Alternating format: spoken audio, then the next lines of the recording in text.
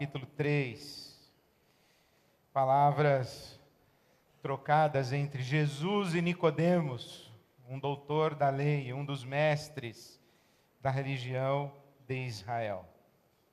O Evangelho segundo São João, capítulo 3, conta então essa história para nós. A partir do verso 1 diz: havia um fariseu chamado Nicodemos, uma autoridade entre os judeus.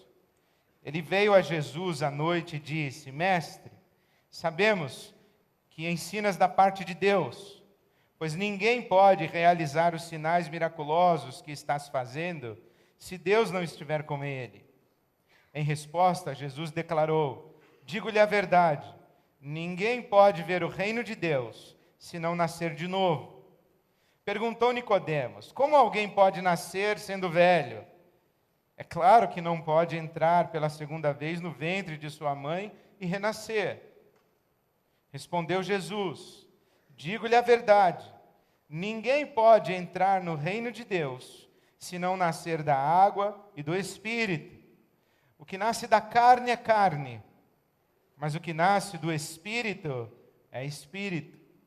Não se surpreenda pelo fato de eu ter dito: é necessário que vocês nasçam de novo. O vento sopra onde quer. Você o escuta, mas não pode dizer de onde vem nem para onde vai.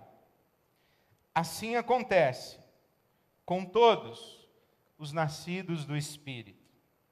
O vento sopra onde quer. Você o escuta, mas não pode dizer de onde vem nem para onde vai.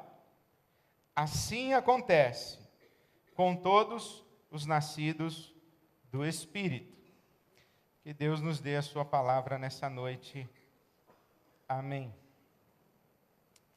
Eu não chamaria esta nossa conversa desta noite de um sermão, mas é mais próximo de um testemunhal. Eu queria dar a você um testemunho da minha peregrinação espiritual, na expectativa de que ele seja esclarecedor, abençoador e seja útil para a sua própria vida e para a sua própria peregrinação espiritual. Eu nasci num lar cristão. Fui educado desde a minha infância mais remota dentro de uma igreja batista. E recebi muito a influência da igreja presbiteriana. Minha avó paterna era diretora de uma instituição social da AEB, Associação Evangélica Beneficente. Minha avó era diretora do Instituto Olavo Ferraz, mais precisamente um orfanato, onde eu passei boa parte da minha infância, e o Instituto Olavo Ferraz era uma instituição social de orientação presbiteriana.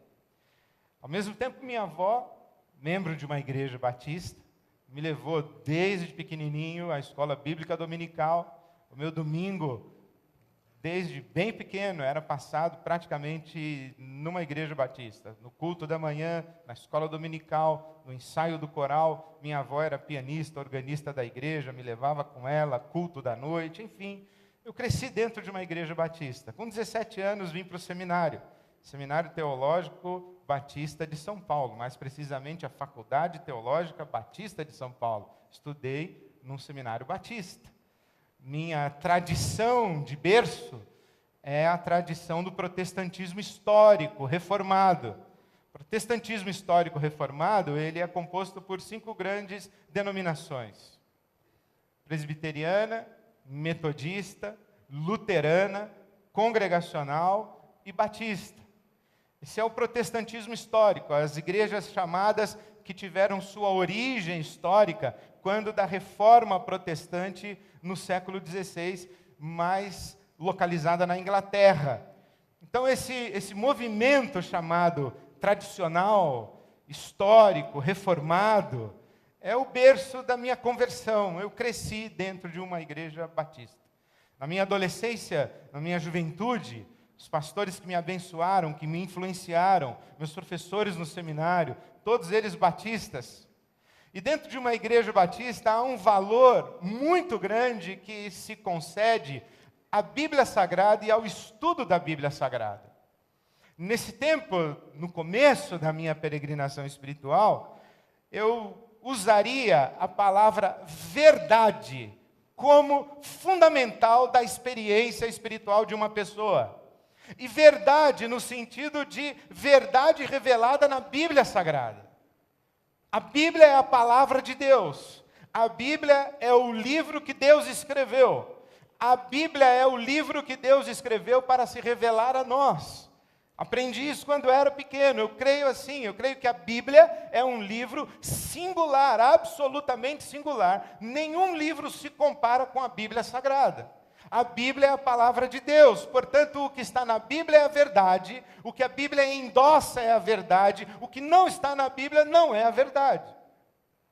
E, portanto, uma pessoa que acredita no que está na Bíblia, ela se relaciona com o Deus que se revelou na Bíblia. Uma pessoa que não acredita no que está na Bíblia, ela não se relaciona com o Deus que se revelou na Bíblia. Uma pessoa que tem ideias a respeito de Deus, mas um conjunto de ideias que não se fundamenta, que não se sustenta, que não se alicerça, que não se explica pela Bíblia Sagrada, essa pessoa tem ideias a respeito de um Deus e pode se relacionar com algum Deus, o Deus da sua ideia, mas eu cresci crendo em um único Deus, o Deus que se revelou na Bíblia Sagrada, e mais especificamente na pessoa de Jesus.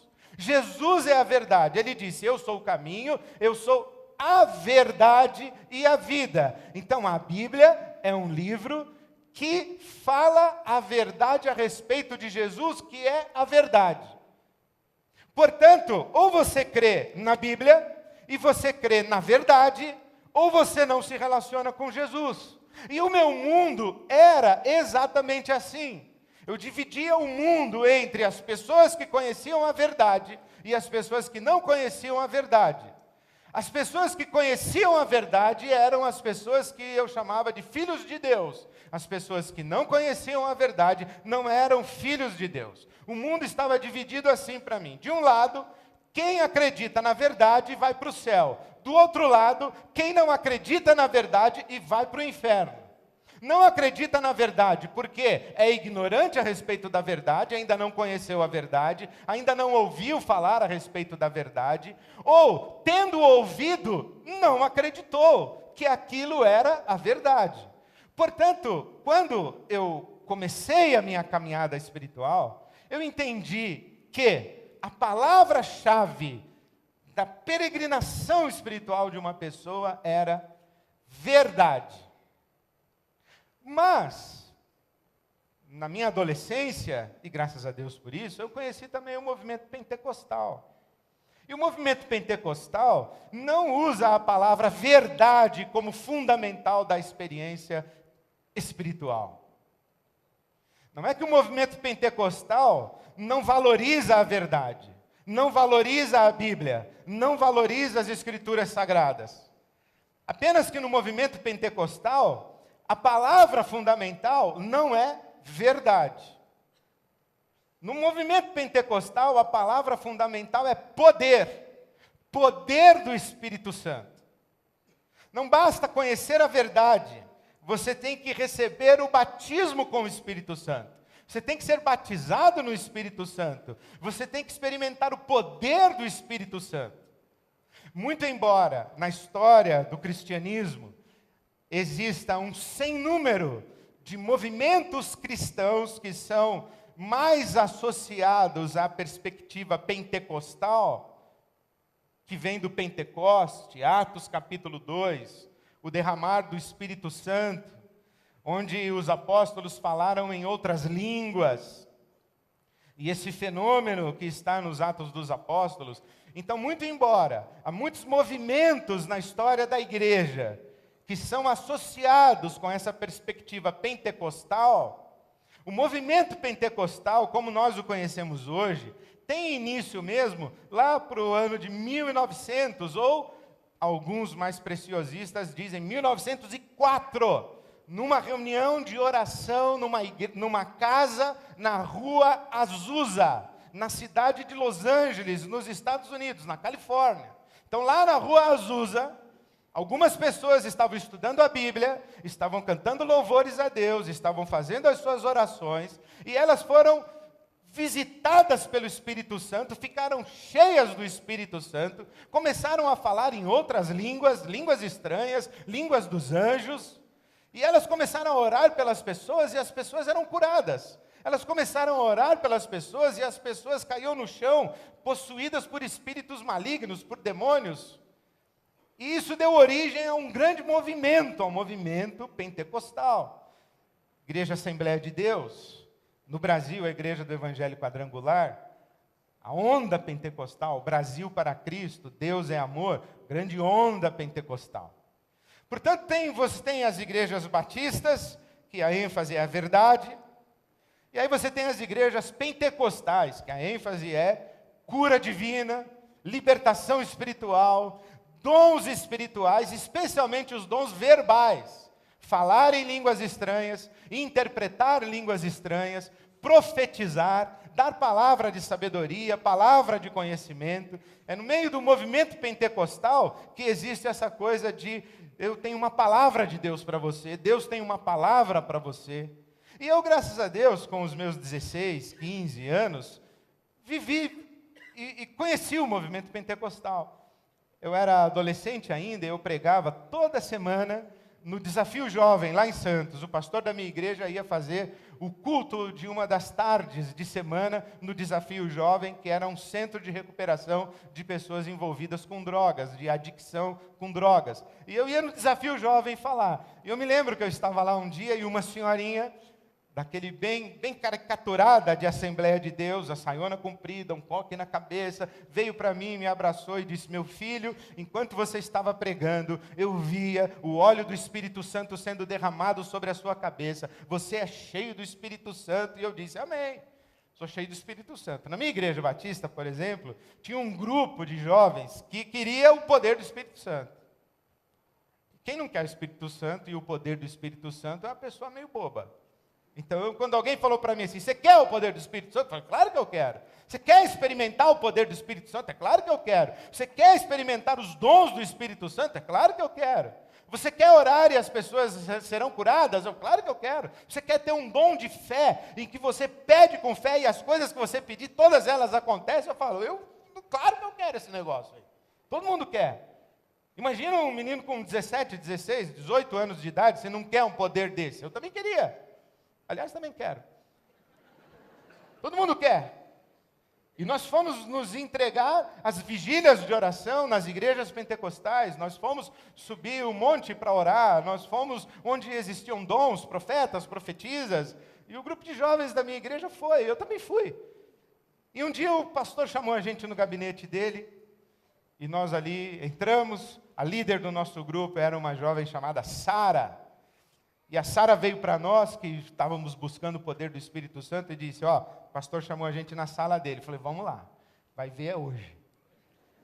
Entramos na sala do pastor, ficamos lá esperando o que vai acontecer. O pastor ficou datilografando uma coisa na máquina de escrever dele, tec, tec, tec, tec, tec, tec. E a gente ali quieto. Daqui a pouco o pastor pega uma folha, puxa, entrega para Sara e diz assim: aqui está o endereço da igreja pentecostal, leva essa molecada para lá, porque aqui é uma igreja batista. Grande sabedoria do meu pastor. E ele deu um espalha-brasa lá e falou: esse negócio de Espírito Santo não tem nada a ver, o negócio é a verdade. Mas eu não me convenci. Não me convenci porque cresci e, graças a Deus, conheci vários amigos pentecostais. Pastores pentecostais, fui pregar nas igrejas pentecostais, e tive experiências maravilhosas nas igrejas pentecostais. Uma delas foi na igreja Betesda, Assembleia de Deus Betesda, lá em Fortaleza, do meu amigo pessoal, até hoje, o Ricardo Gondim Rodrigues, meu amigo. Ricardo me levou lá para pregar na Assembleia de Deus. Eu cheguei, era uma quinta-feira à noite, um auditório de umas 8 mil, 10 mil pessoas, não sei. Entrei, fiquei olhando aquilo lá, e ele falou: vai indo para o púlpito que eu já vou. Aí eu fui. Cheguei lá, os pastores todos ajoelhados assim, orando. Nenhum deles em português, eu não entendia nada. Fiquei olhando para eles, falei: ajoelhei também. Fui lá, ajoelhei, fiquei ajoelhado. Orando em português, porque eu fiquei orando. E lá por um determinado momento que começou a celebração, começou o culto, eu percebi que eu estava numa igreja pentecostal mesmo, assim, pentecostal.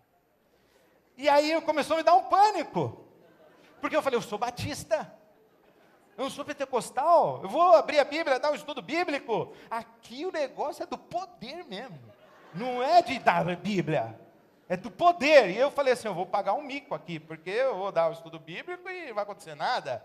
Aí fiquei ajoelhado, fiquei lá ajoelhado, pedindo a Deus o Espírito Santo. Falei, Deus, não me deixa passar vergonha aqui. Eu acho que eu não estava nem preocupado com o povo, com a glória de Deus, eu estava preocupado em não passar vergonha.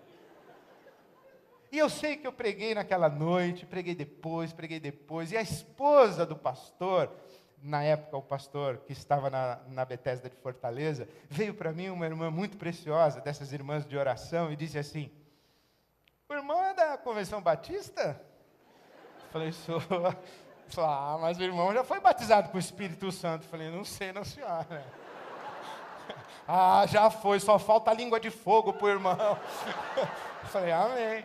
Lembro, por exemplo, que eu fui pregar numa igreja batista em Jales, de quinta a domingo. Aí chegou domingo à noite, acabei de pregar, o pastor do meu lado, o pastor da igreja. Aí duas coisas aconteceram que eu não vou esquecer nunca mais. A primeira é que o pastor chegou, olhou assim para o auditório e falou assim, olha, teve um endemoniado que chegou aqui que veio para matar um pastor, pode vir. Eu falei, como assim, meu irmão? Se você é um demônio que veio aqui hoje à noite para matar o pastor Ed, pode vir agora. Não deu tempo de eu nem sair pela esquerda nem pela direita. O que aconteceu é que um sujeito levantou lá do fundo e veio pelo meio dos bancos, assim, não veio pelo corredor. Ele veio assim, não deu tempo para fazer nada. Quando ele chegou a 1 metro de distância assim de mim, caiu uns 10 camaradas com Bíblia na mão e sai dele em nome de Jesus e tal. E o pastor afrouxou a Bíblia, afrouxou a gravata assim, falou assim, pastor, pode sair para cumprimentar o povo. Falou, irmão fulano, despede a congregação aí que eu vou dar um trato nesse demônio aqui. E lá fui eu. Mas o pastor, ele disse assim, essa semana a gente teve um show de Bíblia, porque esse moço conhece a Bíblia. Claro, conheço a Bíblia. Fui criado dentro de uma igreja batista, estudei no seminário batista, a escola dominical desde a minha infância. Eu conheço a Bíblia, a verdade. Bíblia é uma coisa que está no meu dia a dia. Todo dia eu estou com a Bíblia na mão, todo dia eu estou lendo a Bíblia, todo dia eu estou estudando a Bíblia. Ele falou, esse moço conhece a Bíblia. Aí ele disse assim, se ele prega desse jeito, sem o Espírito Santo, imagina com o Espírito Santo. Eu falei, meu Deus, muito bom. Fui pregar na Assembleia de Deus em Anápolis. Só que o avião não chegou em Anápolis, acho que chegou em Brasília, chegou em Goiânia, eu não sei, foram me buscar lá para ir para Anápolis. Aí no meio do caminho, o pastor, dirigindo, virou para mim e falou assim, o irmão já tem o Espírito Santo. Eu falei, no sentido que o irmão está falando, não. Aí ele me olhou e falou, mas o irmão já foi batizado com o Espírito Santo. Eu falei, no sentido que o irmão está falando, não. Aí ficou um silêncio assim, eu falei, o irmão se arrependeu de me convidar. E ele falou, no sentido que o irmão está falando. E lá estava eu na Assembleia de Deus. E olha, quantas vezes eu já recebi pessoas que vieram orar por mim, que vieram me abençoar, que vieram dizer que eu preciso ser batizado com o Espírito Santo, que vieram dizer que eu preciso ter o dom de línguas, receber língua de fogo, já vieram profetizar, já me trouxeram visões, muita coisa da parte de Deus me veio por irmãos que são pentecostais, mas eu não sou pentecostal. Aliás, eu não sei direito mais o que eu sou hoje. Eu sou crente em Jesus. Eu sou crente em Jesus. Mas uma coisa que eu aprendi convivendo com os meus irmãos pentecostais foi que o que eles chamam de batismo com o Espírito Santo, eu interpreto biblicamente de outra maneira. O que eles chamam de receber o revestimento de poder do Espírito Santo, eu interpreto biblicamente de outra maneira, mas que eles estão certos, estão. Existe um sopro do Espírito Santo na vida da gente que faz toda a diferença na nossa caminhada com Deus. existe uma manifestação de dons espirituais na vida da gente que faz toda a diferença na nossa caminhada com Deus. Há uns anos atrás, a discussão era unção. Quem tem a unção, quem não tem a unção. Eu lembro de uma senhora da nossa igreja que veio dizer para mim assim: eu estou mudando de igreja porque o senhor não tem a unção. Como assim, meu irmão, eu não tenho a unção? Não, o senhor não tem a unção. Eu estou indo lá na igreja tal, porque lá na igreja tal, o pastor no púlpito, ele diz assim: Deus está falando, preste atenção. Deus falou comigo, tal. Com o senhor, Deus não fala nunca com o senhor. O senhor só lê os seus livros aí, o senhor só cita livro. O senhor não cita Deus. O senhor não tem a unção.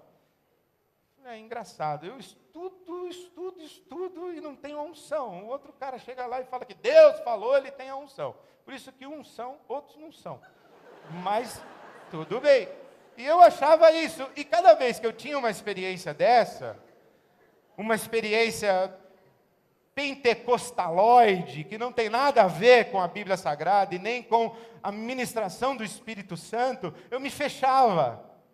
Eu dava passos para trás, eu recuava, o meu preconceito aumentava, o meu ceticismo aumentava. Eu lembro uma vez uma moça veio para mim, depois do culto, falou assim: olha pastor, Deus está dando um presente para o irmão e o irmão não quer aceitar. Eu falei: como assim que eu não quero aceitar? Deus quer me dar um presente e eu não quero aceitar? Claro que eu quero aceitar, pois o irmão não está pegando, pegue. Eu falei: cadê? Eu quero pegar. Eu falei: qual que é o presente, minha irmã? Aí já não sei. É um problema entre o Senhor e Deus. Eu falei: mas eu quero esse presente. Bom, já se passaram não sei quantos anos, eu não sei ainda que presente é esse. E eu acho maldade de Deus, ele escondeu o negócio de mim que ele não quer me dar. Uma vez veio uma outra senhora e disse assim: você colocou o Espírito Santo numa gaiola aqui na nossa igreja. Eu falei: olha, se eu tivesse esse poder todo de aprisionar o Espírito Santo, eu seria um demônio dos quintos dos infernos. E não existe ninguém no mundo que é capaz de colocar o Espírito Santo dentro de uma gaiola. E cada vez que eu ouvia coisas desse tipo, eu me fechava. Mas, pela minha convivência com os meus irmãos pentecostais, eu aprendi sim que existe essa coisa chamada de poder do Espírito Santo, que existe essa coisa chamada de unção do Espírito Santo, e que algumas pessoas foram tocadas pelo Espírito Santo de um jeito que outras não foram. Então, quando eu estava caminhando na fé, eu entendi a importância da Bíblia, da verdade. Eu entendi a importância do Espírito Santo e eu clamo pelo poder do Espírito Santo na minha vida e pelos dons do Espírito Santo na minha vida. Eu oro pelo derramamento dos dons do Espírito Santo na vida da nossa comunidade. Só que o tempo foi passando e outra palavra estourou na minha consciência: amor. Não é só verdade, o poder do Espírito Santo, mas o amor, que é a grande virtude da caminhada cristã e a grande virtude do Cristo. Amor. Jesus não disse: olha, se vocês tiverem a verdade e as doutrinas certas e interpretarem a Bíblia do jeito certo, todo mundo vai saber que vocês são meus discípulos. Ele também não disse: se você estiver cheio do poder do Espírito Santo, todo mundo vai saber que você é meu discípulo. O que ele disse? Se vocês amarem uns aos outros como eu amei vocês, então todo mundo vai saber que vocês são meus discípulos, porque isso é um grande milagre. O grande milagre é nós sairmos de nós mesmos para nos dedicarmos ao nosso próximo. Esse é o grande milagre. Nós somos essencialmente egoístas, egocêntricos. Nós somos egos que tendem ao desejo de sermos absolutos. Então nós queremos tudo para nós. Mas quando o Espírito de Deus nos encontra, a Bíblia Sagrada diz que o fruto do Espírito é o amor. Amor. E eu olho daqui, eu vejo um monte de gente que conhece Bíblia, de frente para trás, de trás para frente, e que diz que tem a verdade, mas na verdade confunde verdade com crenças, com doutrinas, e que não tem amor. Eu vejo um monte de gente que tem poder do Espírito Santo, e tem dom disso e daquilo, mas não tem amor. não tem compaixão, não tem generosidade, não tem solidariedade, não é capaz de perdoar, não vive em paz, promove divisão e confusão em igrejas, em famílias, separa pai, filho, marido, mulher, briga para tudo que é lado, em nome do poder do Espírito Santo. A mesma coisa, em nome da verdade, falta amor. Então eu falei, sabe o quê? A palavra fundamental da caminhada cristã e da peregrinação espiritual não é nem verdade, nem poder. A palavra é amor. Mas eu também olhei para as pessoas que dizem que conhecem a Bíblia e que são apegadas à doutrina e que defendem com unhas e dentes a doutrina correta, a sã doutrina, a reta doutrina, e que querem ver se está na Bíblia, se não está. E eu sou contado, acho que entre essas pessoas, e eu vejo muitas pessoas aqui, a turma da verdade, mas que tem amor. Eu vejo muita gente aqui do poder do Espírito Santo e que tem amor. Eu vejo muita gente que não conhece direito a Bíblia, não tem o poder do Espírito Santo do jeito que a gente acha que ele tem que ter, mas tem amor. E eu falo, e agora? Qual que é a palavra certa? Eu já não sei mais. Sabe qual a conclusão que eu cheguei? É que a palavra não é nem verdade, nem poder, nem amor, que a palavra é sentido. E que as pessoas, elas não estão em busca necessariamente da verdade, não estão em busca necessariamente do poder, não estão em busca necessariamente do amor, elas estão em busca de algo que lhes faça sentido. Algumas pessoas encontram uma experiência religiosa com sentido dentro de uma igreja pentecostal. Outras encontram dentro de uma igreja batista. Outras encontram dentro de nenhuma igreja, nem batista, nem pentecostal, nem presbiteriana, nem sorveteriana, nem nada. Igreja é igreja. Ou sem igreja. Mas encontram sentido para as suas vidas na pessoa de Jesus. Tem um encontro com Deus que está além das doutrinas, das denominações, das igrejas. Elas estão em busca de sentido. E eu encontrei pessoas que falaram coisas para mim que eu fico ouvindo, eu falo, meu Deus. Como, por exemplo, eu acabei de falar aqui, tem gente que acredita que Deus derrubou o avião do Eduardo Campos. Eu falo, isso não faz sentido. Para mim não faz. Mas quem sabe na cabeça de outra pessoa faça. Algumas manipulações da Bíblia Sagrada para justificar posturas, comportamentos, atividades religiosas, que eu olho e falo assim, não faz sentido isso para mim. Não faz sentido. Mas para outra pessoa faz. Ela se encontrou com Deus ali, ela foi encontrada por Deus ali, então, tudo bem. E aí você diz assim, pastor, então vale tudo. Não, não vale tudo. Para mim não vale tudo. Por quê? Porque eu conheço a Bíblia, eu conheço o movimento pentecostal carismático, eu conheço o pessoal do movimento desigrejado e igrejado, eu conheço coisa que faz sentido, que não faz sentido. Então, para mim não vale tudo. Mas eu não julgo mais. Outro dia alguém veio para mim e perguntou assim, o que o senhor acha do pastor fulano de tal? Eu disse assim, eu não coloco mais a minha cabeça debaixo da mão dele. Então o senhor acha que ele não é um homem de Deus? Eu falei, não foi isso que eu disse. Eu disse, eu não coloco mais a minha cabeça debaixo da mão dele. Um dia ele foi autoridade espiritual na minha vida, hoje não é mais. Então o senhor acha que ele é um falso profeta? Eu falei, não estou falando isso, eu estou dizendo que não é mais para mim. Não faz mais sentido para mim. Na minha peregrinação espiritual, isso passou, não faz mais sentido. Mas eu não vou julgar se ele é, se ele não é. Para mim, não é.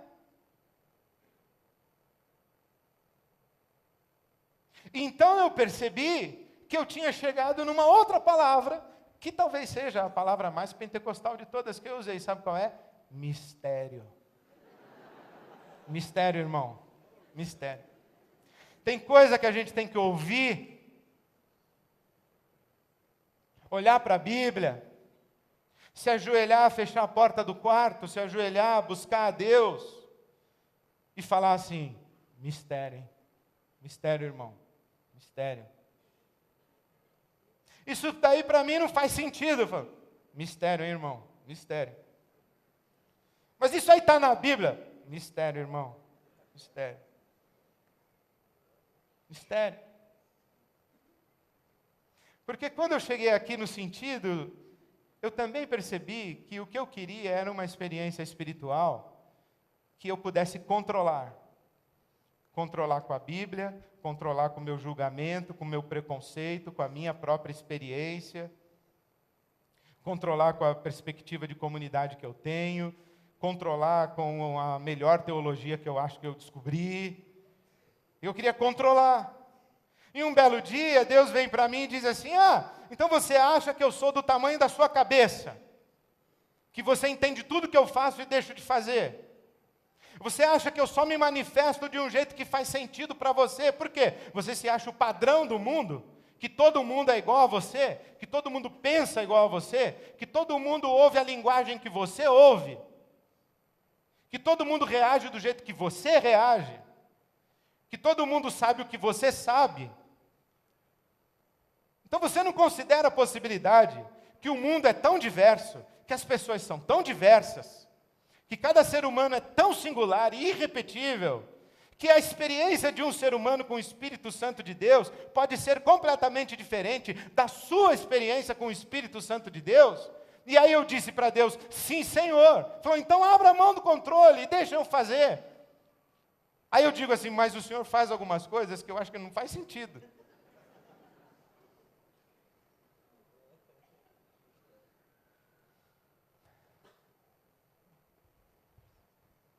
E sabe o que eu acho que ele disse para mim? Ande, meu filho, à luz da sua consciência e não da consciência de terceiros. Mas não julgue os outros. E não me julgue. E não me limite. E não me coloque bitolas. Essa percepção, para mim, foi humilhante. Humilhante. Me humilhou. Me humilhou perceber que Deus faz coisas que eu não entendo, que Deus deixa de fazer coisas que eu faria, que Deus faz coisas que eu não faria, mas que eu vejo fruto na vida das pessoas. E eu falo, mistério. Então você vai lá? Não, eu não vou porque para mim não faz sentido. Então aquilo lá não faz sentido. Não estou dizendo que não faz sentido, estou dizendo que para mim não faz. Então eu não vou. Eu não me envolvo. Eu não quero saber. Mas eu não julgo mais. Porque eu aprendi que um Deus que eu entendo, compreendo, cabe na minha cabeça, na minha racionalidade, não é Deus, é um ídolo. Se você entendeu, meu amigo, não é Deus, é um ídolo. Você pode ter percepções a respeito de Deus, revelações a respeito de Deus na Bíblia Sagrada, você pode ter a sua experiência com Deus, mas se Deus é do tamanho do que você entende, do que você pensa, do que você crê, do que você sabe, do que você experimenta, o seu Deus é muito pequeno, Ele é maior. Isso me humilhou. Mas também me trouxe serenidade. Porque durante muito tempo eu achava que eu tinha que ser igual àquele, igual àquela, que lá tem a unção, lá tem o poder, aqui tem isso, aqui tem aquilo outro, e eu ficava... E o presente que Deus quer me dar, que ainda não deu, e eu ficava desesperado. Cadê o tal do presente? Quando será? Quando não vem? E o dom não é. Eu tenho... Não, eu sou assim, o que eu aprendi? Eu aprendi que eu posso ter uma experiência com o Espírito Santo de Deus, sem precisar me violentar, sem precisar enterrar minha cabeça, sem precisar ser diferente do que eu sou assim, paciência. No começo do meu ministério, fui visitar uma igreja, cheguei mais cedo, eu e a Silvia, chegamos lá, ficamos no hall de entrada, umas 40 pessoas, aí o pastor anfitrião não tinha chegado, ele chegou depois, cumprimentou uma por uma, pelo nome, sabia quem estava hospitalizado, desempregado, quem tinha sofrido acidente, eu fiquei olhando aquilo, e eu falei comigo mesmo, eu falei, acho que eu não sou pastor não, pastor é esse cara. Eu já não cumprimento ninguém, eu dou um bom dia assim em geral, já passo reto. Eu acho que esse cara que é pastor. Aí fui falar com o meu amigo pastor, falei, eu acho que eu não sou pastor. Pastor mesmo é aquele cara. Aí o meu amigo pastor disse assim, eu acho que tu não é mesmo não. Eu falei, agora? Fui fazer terapia. Fui fazer terapia. Vem a mulher e diz que eu não tenho unção. Vem o outro e diz que eu não sou pastor. Vem o outro e diz que eu não tenho Espírito Santo. Vou ficar louco. Até um belo dia que eu entendi que eu podia ser eu mesmo, e que Deus vai usar uma pessoa que nem eu, que nem você, que nem outro, e que você vai ver algumas coisas em mim, e você vai falar assim, nossa, o Ed é um cara esquisito. Eu falo, bem-vindo ao planeta dos esquisitos, meu, tu você acha legal. Tu não é esquisito, só eu. Para. Deus usa pessoas esquisitas, e Deus usa cada um do seu jeito. E Deus consegue falar com uma pessoa aqui na IBAB, consegue falar com outra pessoa lá na Assembleia de Deus, com outra pessoa na Presbiteriana, com outra pessoa lá na Carismática, na Renovada, na Avivada, Deus é... E graças a Deus que existe essa grande diversidade do corpo de Cristo. Então, ao mesmo tempo que me humilhou, me trouxe serenidade, mas também me trouxe humildade. De não querer impor a minha experiência sobre ninguém. E eu falar assim, olha, essa aqui é a minha experiência com Deus, essa aqui é a vida de comunidade que eu tenho, foi o máximo que eu consegui, ou o máximo que eu cheguei, foi onde deu. Se é bom para você, útil para você, se Deus abençoa a sua vida, glória a Deus, mas se não é, e você quer continuar o seu caminho com Deus, então siga. E aí o que eu percebo hoje, e me assusta demais, é que a nossa comunidade, ela está crescendo. Nós tivemos 400 pessoas no encontro de novos membros da semana passada. 400 pessoas. De onde essas pessoas vêm? Elas não vêm todas de igreja batista. Elas vêm de tudo que é tipo de igreja. Por isso que eu falei, já não sei mais o que eu sou, é porque tem coisas que eu aprendo aqui, aprendo ali, aprendo acolá, tem coisas que eu ensino daqui, tem coisas que eu tenho que rever, à medida em que a gente vai convivendo no corpo de Cristo, e que nós vamos buscando o discernimento do Espírito de Deus, tentando servir a Jesus, glorificar a Deus, o nosso Pai, à luz da Escritura Sagrada, nós vamos sendo enriquecidos, vamos sendo abençoados, e vamos abençoando as pessoas. Claro que a gente tem alguns mínimos, a gente tem algumas coisas que são da nossa segurança, a gente precisa disso, a gente precisa de algumas estacas, a gente precisa de algumas coisas que demarquem uma área mínima para a gente conviver e viver numa comunidade, senão vira uma torre de Babel. Mas a gente tem que ter o coração aberto. Por quê? Por causa disso que a gente leu aqui agora na Bíblia Sagrada. O Espírito sopra onde quer. Você ouve a voz do Espírito. Você ouve o vento, você sabe que ele está ali. Mas você não sabe nem de onde ele veio, nem para onde ele vai. O que significa é que o Espírito Santo, ele é invisível, mas ele não é imperceptível. Ele é invisível, você não vê, como o vento, mas você percebe. E você não sabe de onde vem nem para onde vai. O que significa é que não é você quem controla, porque ele sopra onde quer. E o máximo que você pode dizer, ou mudo, o mínimo que você deve dizer é: isso daí, que parece o Espírito Santo, de acordo com o que eu leio na Bíblia, de acordo com o que eu conheço, experimentei, já vivi dentro do movimento pentecostal, e à luz dos critérios que eu tenho, que são os critérios do caráter de Cristo, isso daí não me parece ser do Espírito, mas eu não me atrevo a julgar. Eu só me reservo o direito de ter cautela, porque o reino de Deus é um reino de mistério. Isso é o mínimo que a gente pode fazer. Agora, o máximo que a gente pode fazer é dizer o seguinte: Senhor, à luz da tua palavra, derrama o poder do teu Espírito sobre nós, constrói em nós o caráter de Cristo e nos dá uma experiência de amor debaixo desse mistério que é o Deus o Pai, o Deus o Filho e o Deus Espírito Santo. Isso é o melhor que a gente tem a fazer. Cair de joelhos e cantar o que nós cantamos. Eu me rendo. Eu sei, Deus, tu tens os teus sonhos. Eu me rendo.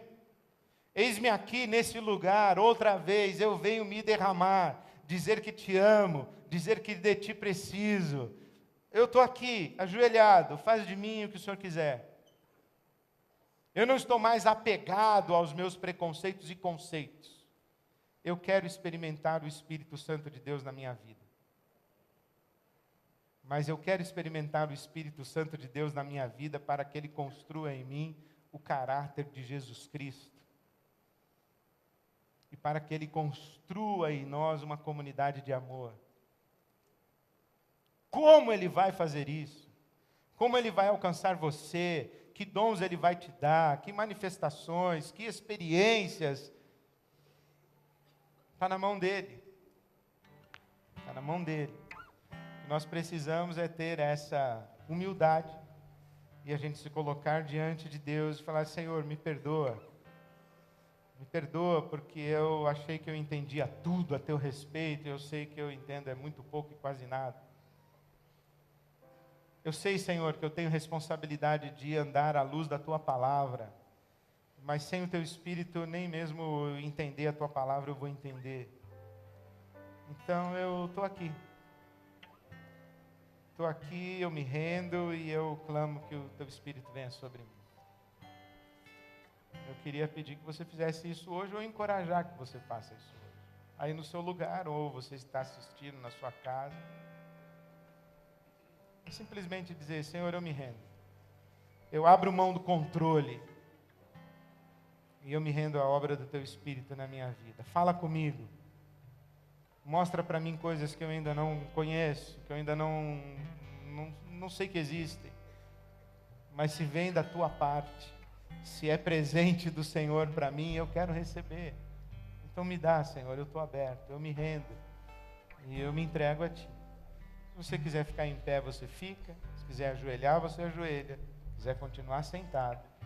Se você quiser cantar com a gente. Se você quiser fazer as suas orações.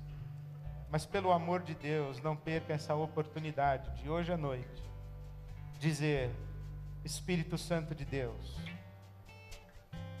o Senhor que sopra onde o Senhor quer, sopra sobre mim hoje à noite. Eu quero te conhecer. Eu quero que a minha vida se explique pelo teu sopro. Então sopra sobre mim, Senhor. Sopra sobre mim, Senhor. Onde você estiver, faça a sua oração. Se você quiser orar cantando, é a oração que eu vou fazer agora. Eu sei, Deus, tu tens para mim os teus sonhos. E eu quero que os teus sonhos sejam também os meus. Essa é a minha oração. E eu encorajo você a fazer a mesma oração. Em nome de Jesus. Amém.